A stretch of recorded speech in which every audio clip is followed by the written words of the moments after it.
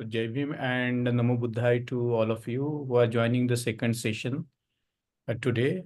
And Stephen is going to take us through the second task among the four great tasks that he is going to talk about. And today is the task of late reactivity B. So I would like to request on behalf of all of us to Stephen to kindly begin his talk. Thank you very much, Mangesh, and welcome to all of you who are here for this second session. Yes, today we're going to look at the second of these four tasks, which we can sum up as let reactivity be, or you might notice in the chart that I sent out to you not long ago, I've changed this to acknowledge reactivity. And as we continue through today, hopefully that distinction might become clear. But where I would like to start is by going back to our overall theme, the theme of care. You'll remember from our last session that these four tasks, embracing life, letting reactivity be, seeing it stop, and cultivating a path, are in fact a somewhat coded, but nonetheless, I think, quite complex analysis of the Buddhist understanding of care. Care being, remember, from the Pali word appamada, also translated as heedfulness, diligence, conscientiousness, but let's just stay with care. And towards the end of the last session, Mangesh actually flagged a passage in the Dhammapada, which is a very early collection of verses attributed to the Buddha, in which there is, in fact, a short chapter on care. And one of the key verses, which I'd like to read out to you now, says the following. It says, care is the path to the deathless, uncaring, the path to death. The caring do not die, the uncaring are as if already dead. So we get in this verse here a very clear paralleling between care and the path itself. Care is a path. Care is a way of being in the world that leads us somewhere. It takes us, hopefully, towards our goals in life. It's what we care about. In Buddhist language, this is sometimes called the deathless. But remember, deathless is not perhaps understood here just as the absence of death, either physical death or a kind of metaphorical death. But it's also implying its opposite, which is life. Deathless suggests a negative, whereas very often with these negatives in Buddhism, the negative implies the opposite of death in this case. And that, of course, would be life itself. And the text goes on, the caring do not die. And this doesn't mean that you live forever in the same body, but what it means is that you are no longer subject to the kind of inner death, which is brought about by these reactive habit patterns that keep you stuck and trapped in a particular fixed view of your ego or who you are, with certain fixed views of what you can and cannot do in life. It leaves you stuck with your identity, your ego, your persona untagged. So death here has to be understood not as physical death, but as the death that is brought about whenever we find ourselves under the control of these forces such as hatred and egoism and craving and so on, that actually keep us trapped, keep us in a kind of inner death, which in Buddhism is often personified in the figure of Mara, Mara meaning death. It's worth considering also in terms of care, that care is the opposite of pamada, which means drunkenness. The word in Pali is apamada. Pamada means drunk or out of control. Apamada means undrunk, not out of control, which once again we can think of as sober or clear-headed or in control of one's life.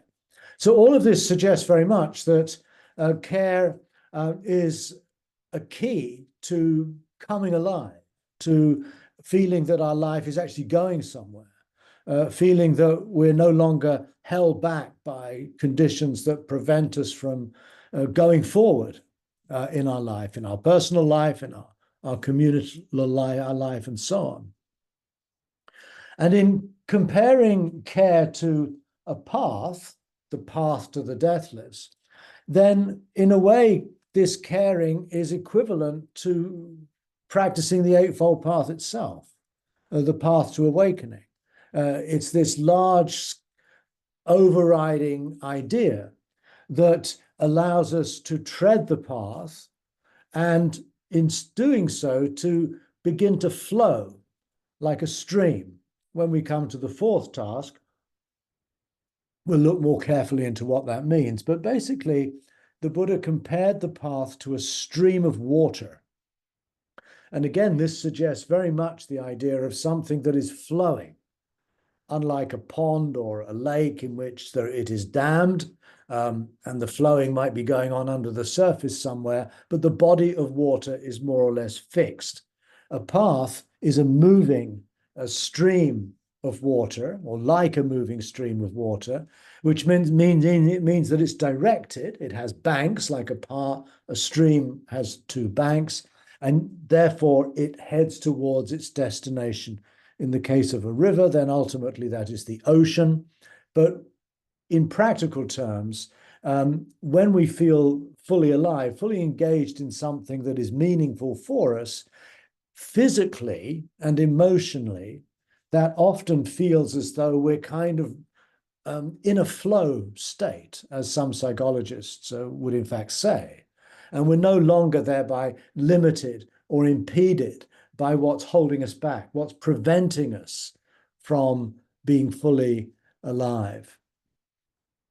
If we go into the language of Buddhist moral psychology that we would find, for example, in the Abhidhamma of different traditions, we get a more technical definition of care as being that which cherishes all that is good while guarding the mind against dwelling in afflicted states.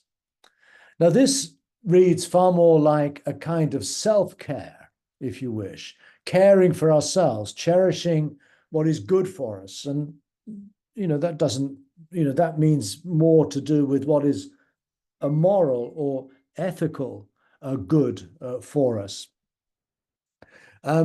So in that sense, care is what kind of keeps us in a focus, in a way of life, a way of being that is essentially ethical or moral.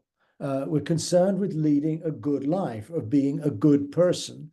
And in doing so, we need to guard the mind, guard ourselves against being overwhelmed by negative states.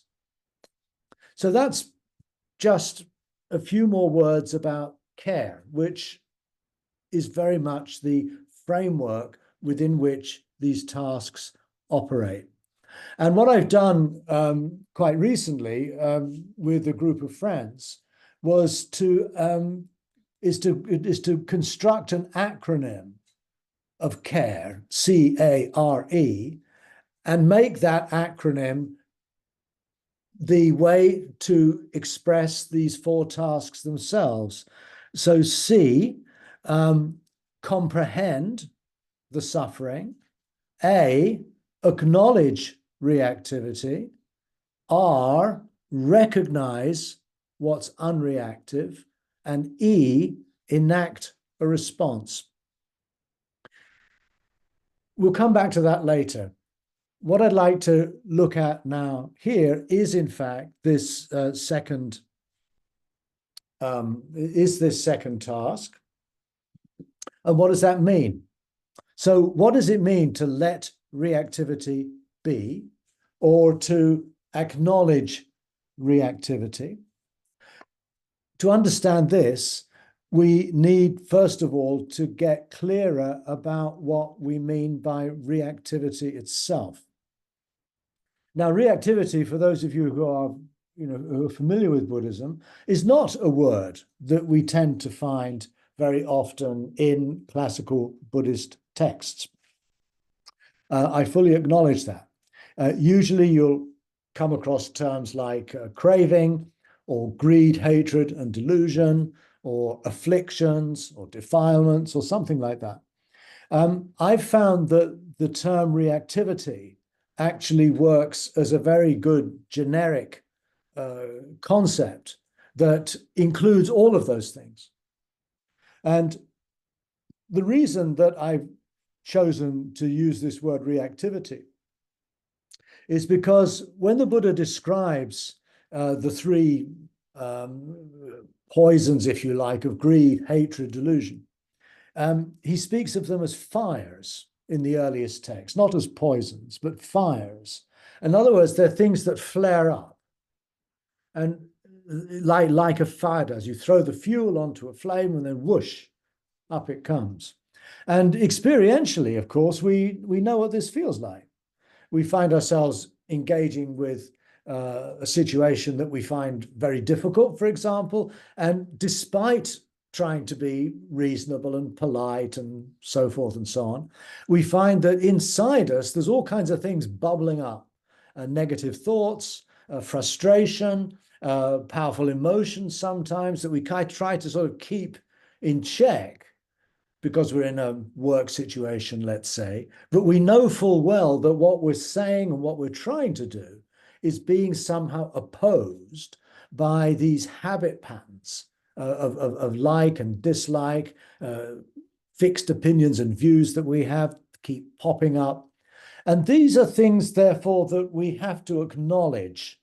And that's why I've now taken to saying, not so much let reactivity be, that's definitely to be done, but the basic way of letting it be is basically to acknowledge it, to recognize that, yes, I'm in this difficult situation, I've got to deal with this problem, but there is all this other stuff coming up in my mind that seems to be impeding or obstructing that. You need to acknowledge that.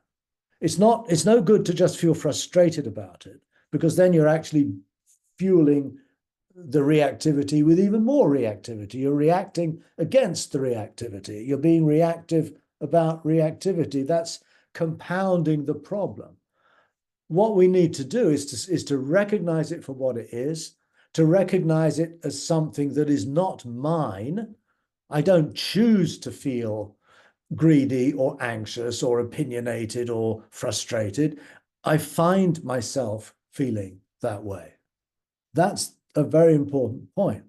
We don't need to feel guilty or responsible for these feelings. They're simply the consequences of previous conditions, personal, social, political, whatever, that flare up like a fire very often when we're confronting situations in life. So we can't just switch them off. There's no magical enlightenment that you will attain one day and suddenly they'll just all vanish. They're part of life. They're there because in the past, in our ancestral past, they provided advantages for our ancestors. They survival advantages. Desire and hatred and egoism were all things that enabled our ancestors to survive, to get what they wanted, to get rid of the things that stood in their way, to have a strong enough ego to work for your children in the next years, and so on and so forth. So reactivity is not a bad thing. We wouldn't be here without it. It's been necessary for our evolution. And that's one of the reasons why it's so incredibly difficult to deal with, because it's deeply embedded in what we would call the limbic system of the brain. These patterns are deep. So the question is not so much by eliminating or getting rid of or abandoning, as some Buddhist texts would say, these patterns. It's learning how to live with them, not fueling them, not making them worse, but at the same time embracing them and accepting them for what they are. Now, we also have to distinguish the fact that not all reactions are patterns of reactivity. For example, if a mother is with her child and the child runs out into the road, then the mother is going to feel great alarm and fear for her child. But this is very much part of her role as a parent for protecting and supporting the life of her child. And that's, of course, there's nothing wrong with that. In fact, in those instances, that sort of reaction is incredibly important. So it's not something that we need to demonize, this reactivity. It's something to recognize that it has its role in certain situations, that it's the product of our biology, and therefore it's deeply part of our own physical existence. But we've got to the point now as ethical beings trying to create good and healthy societies and communities, that these reactive patterns have now become counterproductive. They're not, instead of being helpful, they're obstructing us from achieving our goals. So reactivity flares up, but that doesn't mean we have to flare up with it. It doesn't mean that we have to buy into its story. It means that we have hopefully sufficient mindfulness to notice that that's what's going on, either within us, within ourselves personally, within a group that we're with perhaps, and to let it be, to just acknowledge it, in order that we can then focus on what really matters in that situation, which in our language would be the question, how do I live most caringly, most kindly, most wisely in response to this particular issue or person or situation that I'm currently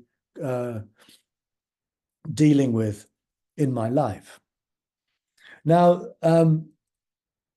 this is very much to do with these, what Buddhism calls the poisons and the fires and the defilements and so on. But that leaves it, to my mind, also somewhat abstract. It's all very well to be concerned about being selfish and to be concerned about having very strong opinions or to hate certain things. That's, I think, important. But we also have to acknowledge that there are forms of reactivity that are much more personal than these general qualities of mind that have been given to us by our evolution. Let's take some examples from our own psychological conditioning. Let's think of a childhood trauma, for example. Something that as a young child was either inflicted upon you, or there was an event in your life, maybe one of your parents was attacked, or one of your someone close to you died, or maybe you were actually abused or something like that. Those kinds of childhood events can impact themselves in such a way, and we know this now much, much better through trauma therapy and so forth and so on, whereby is that it stays as a wound within us. It's something that doesn't just pass away and we forget about it. It gets embedded in our deep emotional core, as it were. And that affects us psychologically. For many people, it might actually even lead to doing psychotherapy or working with an analyst to get to the roots of this trauma. In this particular approach, we are really just trying to notice what are the things in our past that get in our way now. And it might be from a childhood trauma that you find it very difficult to, to be in the presence of someone who looks like your great uncle or something, for whatever reasons those might be. We've internalized a pattern of reactivity that continues to intrude and upset and distort the life we live now. And I'm sure each of us can probably go back into our childhood, even as I was speaking, perhaps, recognizing, acknowledging certain events in one's past that you're still not really completely processed, that they're kind of like psychological wounds that will probably be with us for the rest of our lives. So that's looking at reactivity on a very personal level, which you won't find much discussed in classical Buddhist texts. Another thing you won't find discussed in traditional Buddhism is the more collective or socially collective forms of reactivity. And these are, as it were, cultural and collective habits. For example, racism, casteism in India, for example, homophobia, sexism, so many things that are much discussed in our world today are in fact forms of reactivity. And these are forms of reactivity that have come about not through any choice that you or I might have made. We might have been brought up, to think very much, not to judge a person because of their skin color or because of their class or their caste. This might have been a very important part of our education, but somehow in past generations, perhaps, or in your grandparents or elsewhere in the schooling system, in your religion, certain cultural, religious, and other views seep in. And we find ourselves holding certain perceptions, internalized racism, misogyny, homophobia, whatever it might be, not as a result of any choice that we've made or anything we've been told by, let's say, a parent, but they're somehow embedded in the society itself, in generations and generations of human beings who have, as it were, created certain perceptions of others for whatever reasons that brands those others as somehow dangerous or inferior and so on. Now, of course, to many of you listening to this, you will relate to the experience that Babasaheb Ambedkar faced, which is that of the discriminations in India against the Dalits, the so-called former untouchables in India. And this is a very good example of a collective form of reactivity that has become very solidified within certain aspects of Indian society, particularly those that are governed by the assumptions of caste. So I don't need to tell you much about that. Many of you, I'm sure, understand this far better than I do. Another fact about reactivity that distinguishes it from just a more general reaction to something is that reactivity is repetitive. Repetitive. I'll say it again. It's repetitive. It keeps happening. It keeps going round in circles. It keeps repeating itself in one's head. So, for example, if you're worried or anxious about something, it's not that it just happens once and then you do something about it. It's something that you can't get off your mind. It repeats, it goes round and round. It nags away at you in your internal monologue.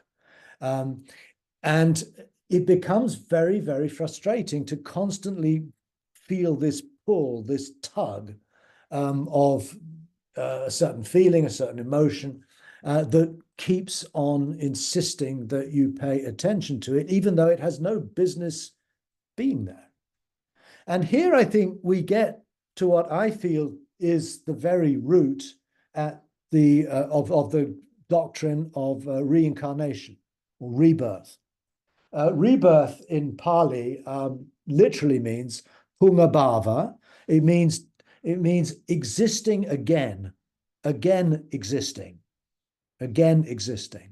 So the notion is that this is an existence that we often find ourselves in that keeps repeating itself.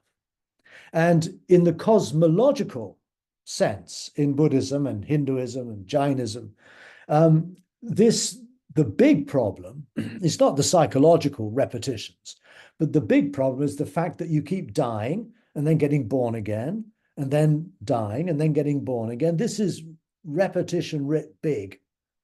And this is how in traditional, particularly Indian-based religions, and also the Greeks believed in this as well, is that you see your spiritual path as that which frees you from this compulsive rebirth, this compulsive being born again. Now, for many of us, certainly for myself, I find it very difficult to take that doctrine literally. But I do feel that at the root of it lies a very deep psychological and existential truth, namely that what prevents us from being fully alive, what prevents us from being awake, are in fact these repetitive patterns of emotion, of mind, perhaps even neurobiological repetitions that keep us stuck, keep us trapped in the same place, going round and round in circles. So it's important, therefore, to see the dynamics of reactivity as found in this repetition of cultural habits, repetition of childhood traumas, repetition of certain deep-seated emotions, fears, desires, opinions, and so forth. And all of this conspires to actually inhibit the flourishing of what it means to be fully human. And at the same time, I also feel that this reactivity in its repetitive aspect is also something that has an effect on us aesthetically. Reactivity dulls one's senses. The more that we're caught up in these repetitive patterns, the more our sense of the world becomes dull, predictable, not interesting, boring. And the aesthetic, the sense of beauty, the sense of radiancy in living experience becomes less and less and less. One good example of this is called writer's block. Those of us who write or do a lot of creative work very often hit a wall, as it were, and we find that we can't go further. We feel that we're stuck in our work. And in this sense, there's also, it's not just a sense of feeling stuck, but it's also a sense that the world has become somehow less alive for us. It's become less interesting. We're not engaged anymore with what makes us really have a passion in life. And it can be felt as a deep sense of sadness bordering into a depression for some artists. So all of these different aspects that I've been looking at here have to do very much with reactivity. And reactivity is to be acknowledged, but not suppressed or denied or acted out. It's this letting reactivity be or acknowledging reactivity is a middle way between expression, in other words, just going along with the frustration or the prejudice or whatever it might be. On the other hand, repression. In other words, saying, no, I'm a spiritual person. I meditate every day. I can't possibly feel this racist feeling that's coming up in my mind. We have to acknowledge that. Yeah, that is the conditioning that I'm born into and I need to accept. It doesn't mean I have to justify it or believe in it or think it of something worthwhile, but it's important not to deny it. And I think a lot of modern psychotherapy has understood this point very well. The first thing we need to do is to recognize the nature of the problem we face. So, as we can see, letting reactivity be is not something we just have to do in meditation, although that's a good opportunity to work on it, but it's really something that we're having to deal with pretty much every day of our lives in a lot of the interactions we have personally, in our families, in our workplace, in our political environment, and so on.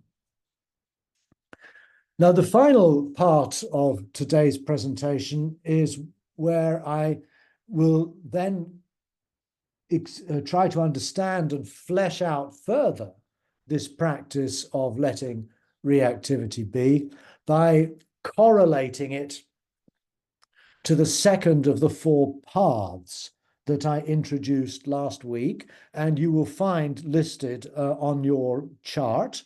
The first path, which we looked at last week, was the path of formation or education, if you wish. The second path is the path of unification. The third path is that of seeing, and the fourth path, that of cultivation. We'll do those in the next two sessions. But what we're going to look at today is how does this letting be of reactivity lead to unification? Now, the word unification in Sanskrit is pra-yoga. Pra-yoga. And pra-yoga, as you immediately recognize, contains the word yoga. Yoga doesn't just mean, as you would know, doing hatha yoga exercises and sitting in asanas. That's part of it. But yoga is an idea that we find deep in pretty much all Indian religious traditions. The Buddhists use the word yoga, even though they do not maybe teach hatha yoga. But yoga really just means to bring together, to unify, to integrate. It has the English word yoke. When you yoke two oxen together to pull a plow, you've yoked them together. You've brought them together. You've integrated them. You've unified them. And in this sense, this letting of reactivity be is a process of bringing ourselves into greater inner harmony with ourselves, living in harmony with ourselves, in which every aspect of ourself is somehow focused on the same goal. We don't find ourselves sort of in conflict with ourselves. On the one part of ourselves wants to go off and play football, the other part of ourselves wants to go off and go and meditate or something. Unification is about bringing our senses, our thoughts, our emotions, our intuitions into alignment with one another, which establishes a certain kind of harmony, inner harmony. So here we begin to touch on what we might call the spiritual dimension of these tasks. We're not dealing now with so much with life situations. We're dealing with what we need to do in our own practice to be able to better respond to the life situations in which we find ourselves. So letting reactivity be is not just a simple thing. We just say to ourselves, let it be. Though that might be enough, I wish it were. But it also requires harmonizing what the Buddha calls 5 different strengths or powers. And these 5 powers or strengths, let's call them strengths, both words are used, are faith, mindfulness, courage, collectedness, and discernment. And I'm going to put those in the chat at some point so you can see them without my having to repeat them. Let me do that now. Chat, where is the chat? Chat. I can't find the chat. Chat, I'm sorry. I need to switch the chat on. Okay, I've got them in the chat now. You'll find those five qualities. You'll also find them if you look at your chart. They're in the second column, the red column, amongst the virtues. Faith, mindfulness, courage, collectedness, and discernment.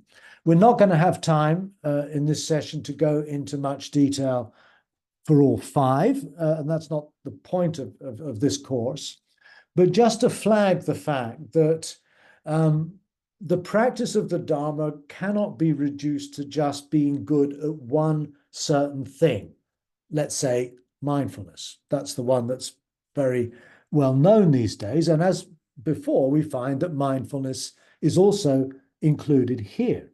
But the mindfulness here is not so much the mindfulness of the situation we find ourselves in.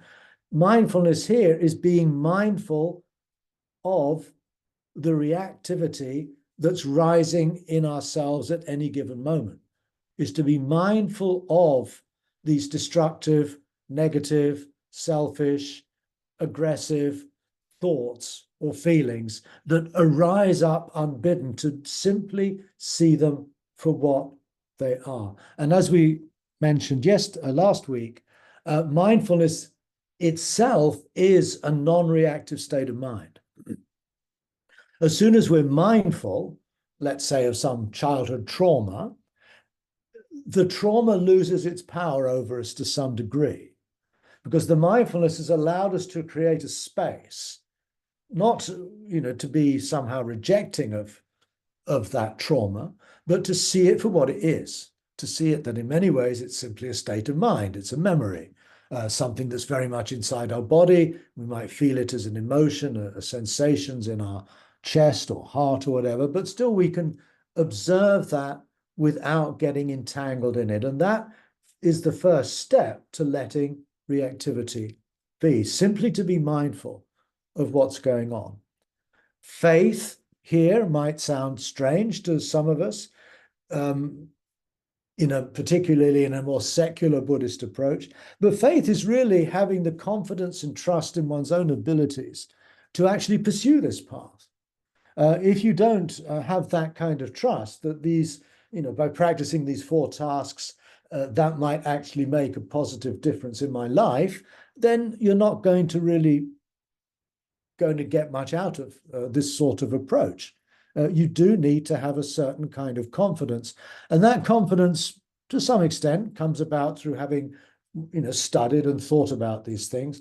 But in many ways, I think faith is really a deep trust in one's own abilities, one's own capacities. It's a trust that one is able to go beyond one's limitations. It's the trust or the faith, let's say as a writer or as an artist, that you can actually achieve this intuitive vision you have of what it is you want to say or what it is you want to show in your work. It's a trust in your own humanity and your own capacity to not remain, going round and round in the same circles, but your ability to set foot on a path, whether that's a spiritual path or a path of work or a path of mindfulness or a path of creativity, doesn't matter. But you have some basic trust that you can do this.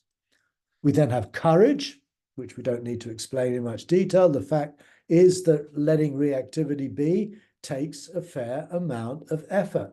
It's sometimes very challenging to let go of a certain seductive fantasy, let's say, that's taken hold of your mind. You want to play it out. You want to get sucked into it even further.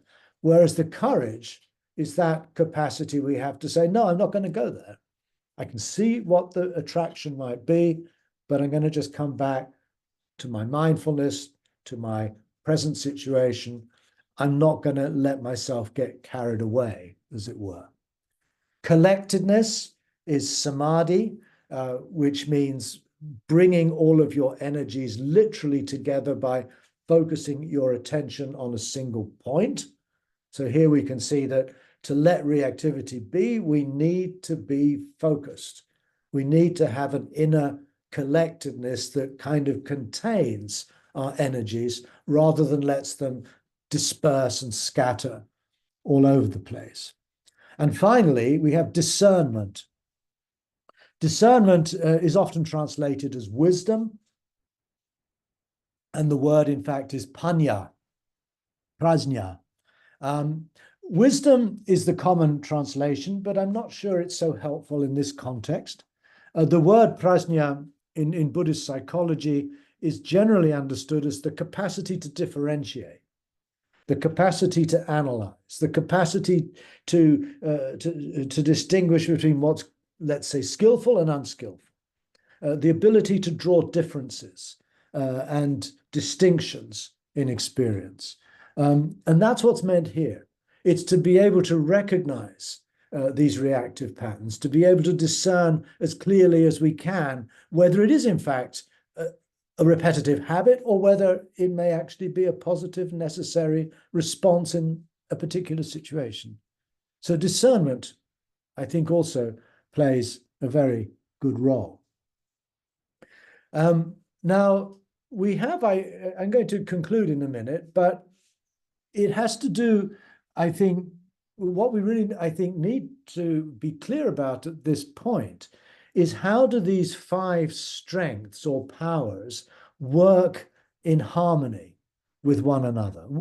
What would be an analogy for that? And there's a passage in the numerical discourses of the Buddha in which Gautama, the Buddha, is speaking with a man called Sona. He's a monk, but before he was a monk, he used to play the lute or the guitar, we would say perhaps today. And he comes to the Buddha and he expresses the fact that he is very frustrated by his seeming inability to make any progress along the path. Again, it's a typical sort of concern that a monk or a student, a retreatant on a retreat would bring to the teacher. You know, I don't seem to be getting anything out of this. And this is the example that Gautama gives. He refers to Sona's former occupation as a guitar player, let's say. And he says to Sona that he must remember that when he was playing the guitar, if the strings of the guitar were either too tight or too loose, the instrument would then be out of tune and hard to play. In other words, you have to tune the instrument. You have to get the strings not only at the right tension, but also attuned each to the other, so that when you play a chord, for example, then there is a harmony in the key in which you're playing, and all of those different strings come together in a single note. That's the point. It's like if it's a choir, it's everybody singing in tune. If it's an orchestra, all of the instruments are in tune with one another. And Gautama is essentially comparing the human being to a string quartet, let's say, a musical grouping, a choir.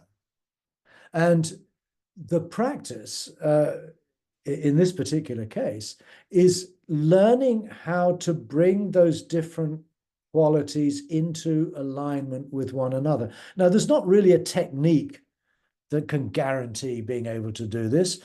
It has to do very much with your own internal, almost one might say, proprioception, that sense you have of your inner being.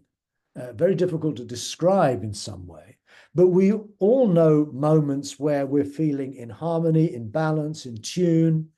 And we know those feelings when we're in conflict, we're struggling, we're divided in ourselves. So in order to proceed along this path, if we go back to Sona, the former lutist, Gautama suggests that he has to find harmony within himself, which is comparable to that of a well-tuned guitar. And as a particular example of this, Gautama says, then this is like the 5 strengths of faith, mindfulness, courage, collectedness, and discernment need to be in tune with one another in order that inner discord is overcome and inner balance and unification are to be achieved. So this points very much to the quality of awareness, the quality of mind. I would go so far as to say the quality of being, in which these core values, these core virtues, faith, mindfulness, courage, collectedness, discernment, are in tune with one another. It's often the case in this kind of practice that we find that we're quite good at some of these things. We might be very good at focusing our attention single-pointedly, but we don't have a great deal of discernment necessarily. We may not have a great deal of confidence or trust. And others may find that they've got lots of courage, willing to put in lots of effort, but again, they don't necessarily have the other qualities of mindfulness or discernment that actually allow that inner life to be in a state of unification and harmony. And curiously, just to conclude this, we find a parallel passage in Plato, in the dialogue called the Gorgias. We find Socrates saying, "I think it better to have my lyre, lute, guitar, or a chorus that I might lead to be out of tune and dissonant, rather than to be out of harmony with myself." I'll repeat that. "I think it better to have my lyre or a chorus I might lead to be out of tune and dissonant, rather than to be out of harmony with myself." So it's exactly the same metaphor as the Buddha. They clearly did not know of each other, but I think they were thinking along very similar lines. That the practice of philosophy for Socrates, the practice of the Dharma for Gautama, are at some essential point about achieving inner harmony with oneself, which is far more important than having harmony in your chorus group or your string quartet. So I'm going to leave that topic there. Let's just quickly go over what we've covered so we can just bear in mind what's been said. We started by going over care, once again taking another dimension of the importance of care as the path to the deathless, and uncaring the path to death. We saw how reactivity is not just about greed, hatred, delusion, egoism, the Buddhist psychological states that are often discussed, but reactivity is also a bit like Mara, the devil who somehow gets into our minds and takes over. Reactivity may refer back to something in one's own past, a childhood trauma. Reactivity might be collective, like racism or homophobia. Reactivity is repetitive. It goes round and round. And reactivity dulls one's senses, dulls one's aesthetic sense, and keeps one blocked. So the way to work with reactivity in this model is to enter into this phase or path of unification, which has to do with bringing into harmony these 5 strengths, these 5 powers that we've been talking of, in order that we can become inside ourselves like a well-tuned musical instrument, no longer in conflict with our own being, but with a clear sense of what our purpose or goals are, and a confidence that we have the mental and emotional powers to realize those goals. So I'm going to stop speaking now, and we will move into the final session of our meeting, which is an opportunity for you to raise questions or make comments. And please do so by raising the, under the reactions, raising the hand gesture. Okay. Minal, you're first. I can't hear you. You need to put on your mic. Thank you for the session. As you mentioned in your talk that definitely it's not, I mean, it's not that alone mindfulness is just going to, help you to work on the path, and there are other elements as well. And what I have experienced in the last few months, especially, is that uh, this is like a non-ending learning.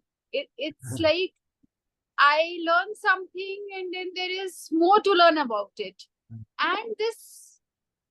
And definitely I have this quest in me.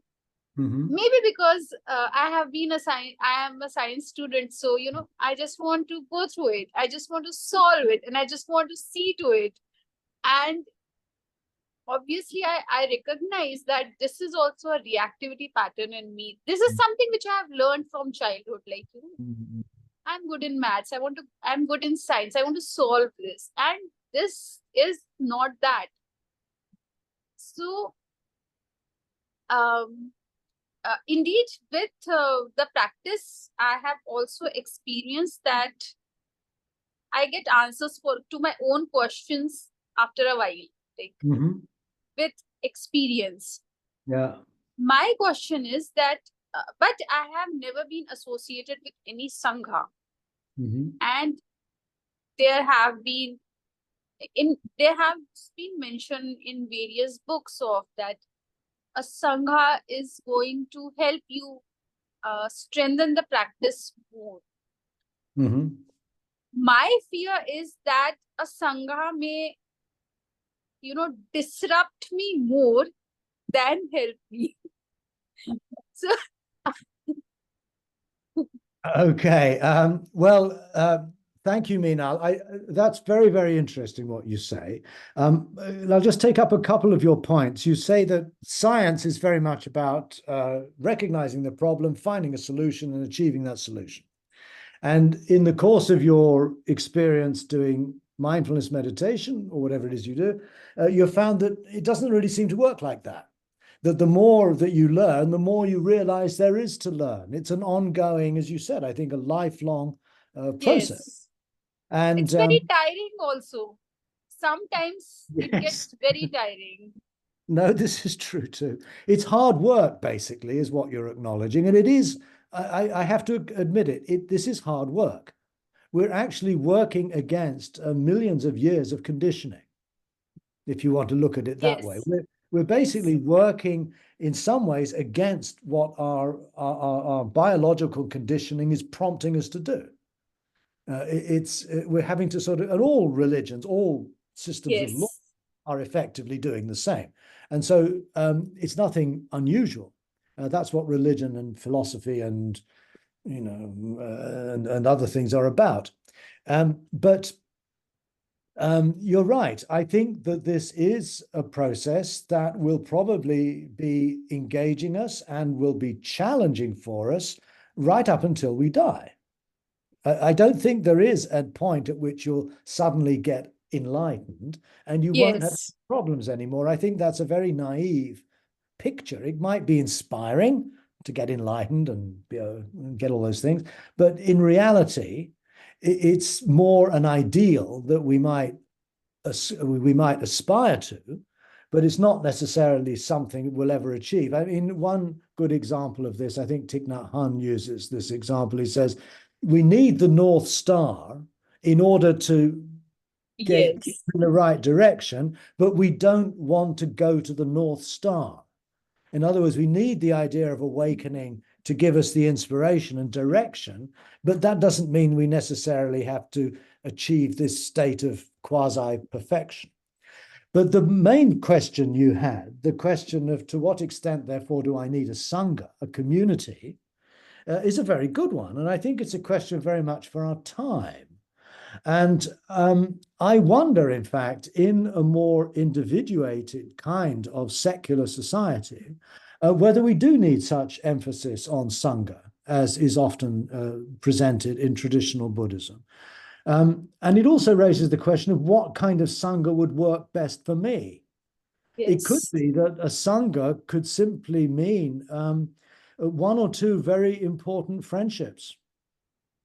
There's no minimum size of a sangha. You don't have, it doesn't have to call itself a sangha. It doesn't have to wave a Buddhist flag or any other flag. What Yes. counts in sangha, as would count in if going to the temple or the church, is the key relationships you form with other members of that group that really give you the support you need to pursue that. And some people, I think, are able to be quite autonomous in their practice. And in fact, that seems to be what the Buddha was looking for. He said the person who enters the Eightfold Path, who starts on task 4, becomes independent of others in their practice. So great. Arapachaya. It's a statement, that a phrase that comes up again and again, that what the Buddha is getting people to aspire for is not, to live in a perfect community, but to actually become autonomous in their own lives. And this is an idea that's not much mentioned in traditional Buddhism, but it's there very clearly in the early texts. It's about becoming autonomous. And this follows through from finding harmony within oneself, is a kind of autonomy. You're no longer then going to depend on others for some emotional or other need. You're getting more and more able to work on your own, in your own way. So I would say that we must be careful about thinking of sangha or community as having a necessarily fixed shape or form, whether it has to be overtly religious or Buddhist or whatever, and trying to find out for ourselves what kind of support we need from friends, from teachers, from others who give us inspiration and guidance, from books, from movies. We get input from all over the place in our society today. And like you, I feel very much what matters is my own capacity to be independent and autonomous in my practice. And I think that is the best thing we can do for those who are our friends or who are part of our lives, is to embody this possibility in our life. That's what's going to make a difference in a community, is people who've found that kind of autonomy. So thank you very much. Thank you very much. Thank you. Anyone else? Hand gestures. Hand gestures. Or just speak up if you wish. Yes, Prashant. Or is that Stephen. Yes? Stephen, can you hear me, Stephen? I can hear you very well, yeah. Yeah. Thank you so much once again for this very, very wonderful lecture today. And in fact, 2-3 words that describe my feelings after listening to your lecture is soothing. When you said like reactivity is okay to have, those thoughts, and they are because of conditioning or whatever it is, but it is okay to have reactivity. And many times you also mentioned in your lecture that we live with that guilt of having X feelings or Y feelings, but then it's okay to have reactivity. And then you also mentioned that harmony with oneself. That is again very important. It's in fact a very important lesson from today's lecture. And lastly, while answering to Meena, you said that achieving autonomy. So thanks for that. My question is, I don't see a pattern in reactivity. At one point of time, I'm thinking about X object, Y object, X person, Y person. It's a monkey mind of kind thing. But if reactivity is so unavoidable, if I can say. Sorry, so unavoidable. Unavoidable. I mean, those thoughts are so natural because they are conditioned. There is conditioning and all. So, can we at least set some pattern, or can we select the kind of thoughts that we can have? Well, yes, I think we can. The way I see it, Prashant, is that Uh-huh. the practice of let's say well, I just for simplicity's sake, I'll talk of mindfulness. Mm-hmm. The practice of mindfulness is basically the practice of becoming aware of reactivity. And as you correctly say, reactivity is chaotic in many ways. All kinds of weird thoughts suddenly appear in our mind. A lot of them are familiar, but once one has a sort of regular meditation practice, it's quite extraordinary what sort of things choose to enter one's mind. And meditation is a good environment to recognize reactivity, because when we meditate, we don't do anything else. You say, okay, 30 minutes, I'm just going to sit and I'm going to watch my breath.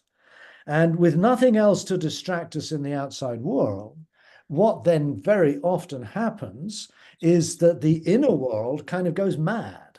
And now in meditation, the mind just fills out with thoughts and emotions and memories and fantasies, and you get totally lost and you disappear for 5-10 minutes, not knowing where you've been. Yes. It's Yes, really yes. it's quite disturbing, actually. I've heard people say to me, particularly beginners, they come on a meditation retreat, and then after a day or two, they come to see me feeling really quite anxious, and they say, "This is terrible. I never used to have all these thoughts. I never used to have all these emotions until I started meditating," which is, of course, wrong, because what meditation does, it doesn't make you have lots of thoughts. It makes you realize how many thoughts you have anyway, and how unaware you are of that condition. So meditation is about pulling back from this chaos of thoughts, which are all because of conditions and so forth, as you say. It doesn't, and we don't have to go into an analysis of where they come from, which would be a psychoanalytic approach. These negative thoughts are because of the way your parents treated you or something. That doesn't matter. We're not interested. We're interested in, how do I deal with this stuff when it's happening? How can I make this chaos not something that overwhelms me and runs my life? And so it's at this point, and we'll come to this particularly next week, which is a seeing of the stopping of reactivity, that allows us to somehow carve out, we might say, an inner space of stillness, of mindfulness, of discernment, that enables us to make choices and make judgments that may be more appropriate to the situation. This is really, really key to this whole process. These four tasks are describing really a movement from an outward situation, life itself, and then recognizing very discreetly the reactive patterns that are constantly rushing forth. In recognizing that, we're already distancing ourselves from reactivity. And in the third task, we will then focus and particularly on what it's like to be non-reactive. And that non-reactive space is in fact important, because it provides us with a ground for making better judgments, making better choices, distinguishing between the thoughts we need to value and the thoughts we can let go of. And what this then highlights is how this approach is ethical through and through. The non-reactive space of mindful attention is not going to necessarily make us happier. It might, I hope it will. But the crucial thing is, it's going to help us perhaps make better decisions, be clearer in our own thoughts, be more emotionally intelligent also, differentiating between negative and emotions that keep us sort of stuck, more positive emotions.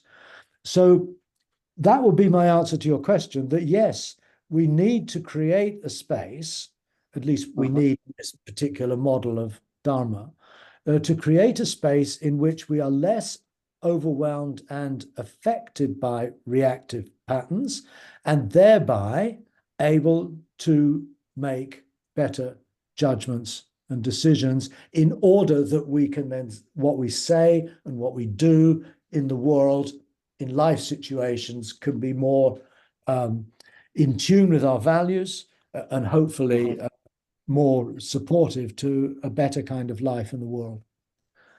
Yeah, thank you. Thank you so much. That's a Thank you so pleasure. Alka Dorke, Alka, would you like to ask your question? Yes, sir.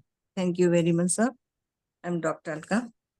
I think this reactivity can be stopped by finding the cause of the problem which we are facing.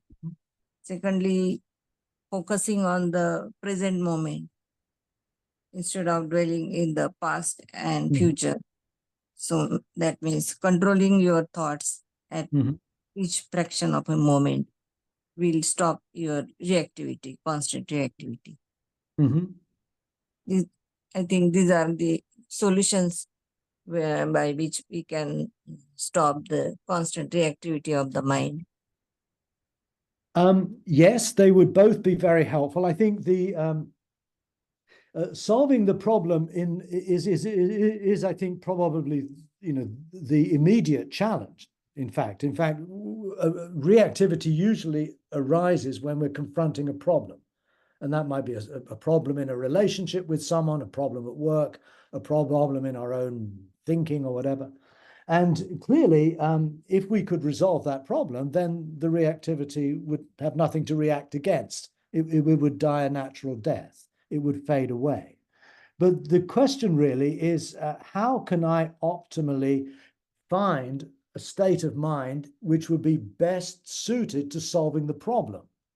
That is the question. And what we're looking at in this model is about optimizing our capacity to solve problems. The reason we often don't solve problems is because we're too caught up in our desires and our fears and our ambitions and our pride and all of that kind of stuff that actually gets in the way of seeing clearly what needs to be done in the situation. We personalize it too much. And we need a kind of almost a sort of scientific detachment to sort of really look clearly at what the problem is and how we might best resolve that problem. And so therefore, this model works very much towards achieving the goal that you correctly point out as the solution. Okay, let's imagine we've solved the problem. We don't have that particular source of reactivity any longer, but 10 minutes later or the next day, we encounter another problem. Life, as I think Amina suggested, is ongoing. Life is an ongoing current of problems. It's nice to think that one day they might all be over, but the reality is that we are beings who all have desires, and those desires come into conflict with one another. For the best of all, everyone might have a wonderful motivation, but the chances are, even with those closest to you, your best friends, your family, you'll find yourself disagreeing. You'll find yourself in conflict over a particular issue. So once again, you've got another problem to solve. So problems, you might solve a particular problem and thereby no longer have the reactive issues connected to that one, but you won't solve the bigger problem, which is the problem of being human, which means the problem of always having problems. The second point, staying present, is absolutely central to this. And that, I think, is where mindfulness comes into its own, really, because mindfulness is very much the practice of learning to stay present with what's going on, rather than being preoccupied with the past and rather than being fantasizing about the future. So yes, and that's an incredibly important skill that I think we need to cultivate, to keep totally in tune with the way we're experiencing our life right now. That's at the very core of these tasks. The third task, which we'll look at next week, is about learning how to rest in that non-reactive space, to dwell in it, to be somehow at home in that non-reactive space. And that experience is the experience of being fully present in the moment. That doesn't mean that we have no relationship to the past or no interest in the future, but it secures a ground of presence that enables us to be, I would argue, best able to respond appropriately to the needs of what is going to unfold in the future. So thank you very much. Mayur, you have a question and you need to unmute. Mayur. Yes, yes. Am I audible, Stephen? You'll have to speak up a little bit. It's not very clear. Now is it audible? It's a little bit better, yes. Actually, Stephen, in my case, I have noticed when I am reacting to any situation unconsciously, at that same moment, I try to be aware of that reaction. And when I try to be aware of that reaction, at that moment, I ask myself, what this reaction is trying to teach me. And I have seen that reaction dissolve. Is it the correct way to handle that reaction? Yeah, that's I think that's absolutely fine. It's the key thing that you mention is it's becoming aware of the reaction. The problem with this reactivity is that it often we don't notice it when it begins. We only notice it after it's already taken over. There's an Indian poet called Shantideva, and he speaks about this a lot. He says that if you don't, he says it's like a poisoned arrow. If a poisoned arrow pierces your skin, then very quickly the poison spreads throughout the whole body. And in the same way, he says, when a reactive emotion or feeling or thought arises in the mind, it's like a poisoned arrow. It rapidly spreads throughout the whole mind. The whole, there's a first moment of, say, anger. And before you know it, you are angry. You are really angry. You can feel it in your body. You can sometimes feel the heart rate is accelerated. You're sweating slightly. You're trembling. There's all sorts of stuff going on. And so reactivity is the practice of mindfulness is very much the practice of learning to notice the very first movement of reactivity. And this is why it's important to ground this practice in a meditative awareness, a meditative practice, so that you attune yourself, you become much more sensitized to the beginning, the first stirrings, the first breezes of the winds of reactivity. And if you can catch them early, then they're much easier to deal with. And what you described is a good example of that. You recognize it, you see it, and then you ask it, what are you for? You turn it into a partner in a dialogue, rather than it being a force that is in a way kind of hidden. Shantideva again says that he says reactivity, he says, are like thieves, bands of thieves, and that are constantly circling you, and they're waiting for the guardian at the gateway of your mind, that is mindfulness. They're waiting for the mindfulness to lapse. They're waiting for the guardian of the mind to fall asleep. And then the reactivity will use that opportunity to enter into your mind and steal the treasures of your heart, it says. In other words, it'll, in a way, take you, it'll spin you out of control, and you will lose touch with what are your own core values. You'll be in a kind of semi-conscious or even unconscious state. So we can find, many examples of this where reactivity is incredibly powerful, and so powerful that much of our daily life, we don't even notice that we're in the grip of it. You might sometimes have seen, you're walking down the street, let's say, busy street, and you see a friend of yours across the street, walking in the opposite direction. And you call out to him and you wave your hand. He comes quite close to you, but he doesn't see you. Have you ever had that experience where someone is so lost in their own thoughts that they're actually not really noticing what's going on around them? And we do the same. The reactivity can actually take us over to such an extent that we become effectively unconscious. And it's only when something suddenly strikes us or someone says something that we sort of wake up. You see that in meditation too. You're sitting in meditation and then the next thing you know, the bell rings and you've no idea where you've been. So reactivity is also, I think, insidious because it literally takes us out of our own minds. But because we're not conscious of that, we don't remember it. And therefore we have this illusion that, we are fully conscious each moment of our waking day, but that's not true. A lot of that time we're actually in reactivity land or cloud cuckoo land, however we call it.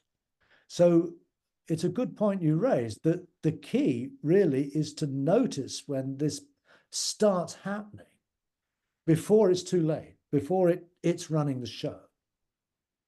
And again, that is hard work. It's not easy. It's very challenging. Actually, it has helped me a lot.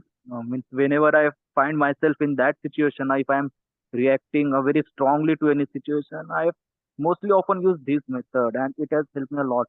But what I have noticed, to the same situation today, I might be reacting it very well, means positively, in wholesome way we can say. Today, I am reacting to it very well, but tomorrow I may not be reacting to it very well. This I have noticed. Will this be the continuous pattern? I've noticed that too. And in fact, I think that's, again, it points to something rather, a kind of disordered dimension of our existence, is that on one day we do, everything goes really well. We're mindful, we're attentive, we're in harmony with ourselves. And we might even think, wow, this practice is actually working now. And then we experience nemesis. We experience the next day. It's the complete opposite. We're completely all over the place again. We're completely out of control. And it's difficult to know why. What is it that's happened that now makes me less able to be attentive and mindful and aware? It's very difficult to know. And I don't think we need to spend too much time analyzing that either. We just have to work with the situations in which we find ourselves. And so, yeah, we need to be humble. We need to realize that, a successful day of meditation or work or whatever does not necessarily guarantee that the next day it will still be with us. We might be back in a confused, anxious state. It comes and goes. Life is constantly, giving us experiences. The next day, something else happens. And we have to live with that. It's a sort of a slightly chaotic dimension of life itself. So thank you very much, Maya. Thank you. We have time for one more question. Sorry? I missed that. Never mind. We have time for about one more question or two short questions.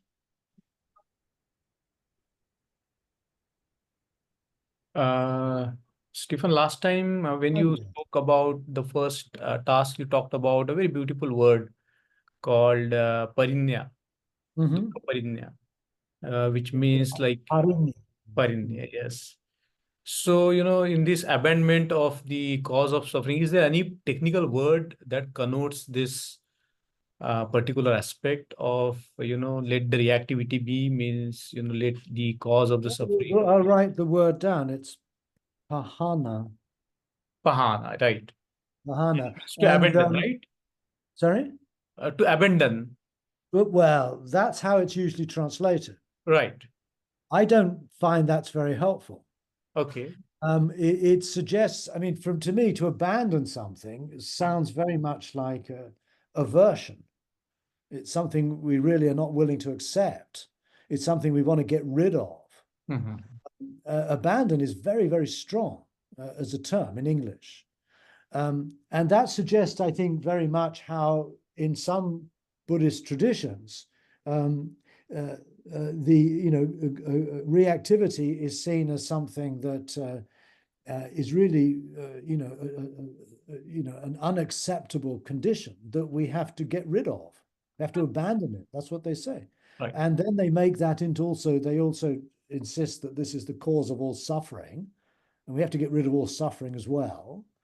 I find this is the language of renunciation, of asceticism.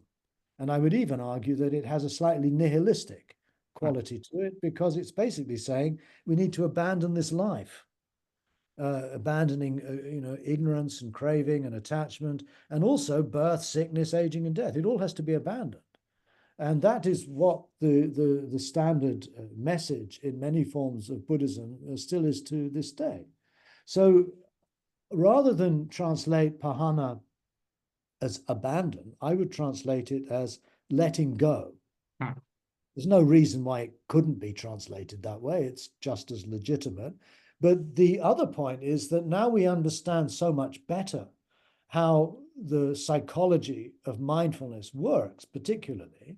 We realize that this, it's not a question of, when you are practicing mindfulness, whether as a therapy or whether as a monk, doesn't matter, is that when you're sitting in meditation, let's say, and let's say a hatred arises in your mind towards someone, what does it mean to abandon the hatred? It sort of suggests you need to sort of push it away or get rid of it somehow.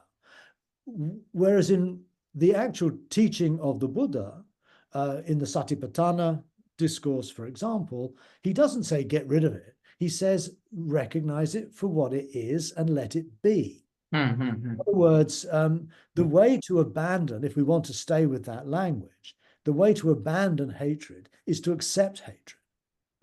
It's to actually say, yeah, this is interesting. I can see this thing happening. It's like with the Buddha and Mara, in these dialogues between the Buddha and the devil, Mara. You have this dialogue going on, and they talk to each other. And then at the end of it, the Buddha will often say, I know you, Mara. And then Mara disappears. So in other words, pahana, it's not abandoning so much, but it's about understanding the situation you're in, recognizing the situation you're in, recognizing that you have no power to switch it on or switch it off, but all you can do is acknowledge it, accept it, and be with it, and then have the courage and the patience to let it play itself out without your jumping on board and pursuing its goals.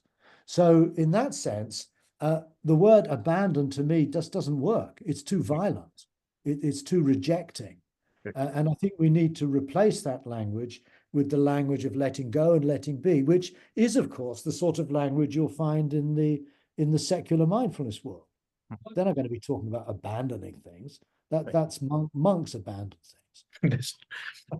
I think, this is the last comment about, these are the fires that you talked about, the three fires of Raga, Dosa, and Moha. And at some place, Dr. Ambedkar says that you cannot extinguish these fires. You have to tend the fire and put them to the best use. Yeah, exactly. I agree completely. I don't think you can extinguish these fires. I think these fires are basically the burning of our neurobiology. Right. As it were. They're simply what we have been, we have evolved to do. Right. And I think it's interesting what Babasaheb Ambedkar says here. He's not saying we need to blow the fires out. Right. He's basically recognizing that these fires are basically energies. Right. And if we can sublimate these energies in some way and turn them towards better goals, then that would be the best way to make use of them. And so I would actually go along very much with that. You find this basically in Vajrayana Buddhism too. The idea that the kleshas, the defilements are to be transformed rather than eliminated. So it's the same idea. There was a movement within India against the early tradition, this idea that you must abandon everything, and saying, no, these things are basically part and parcel of who we are.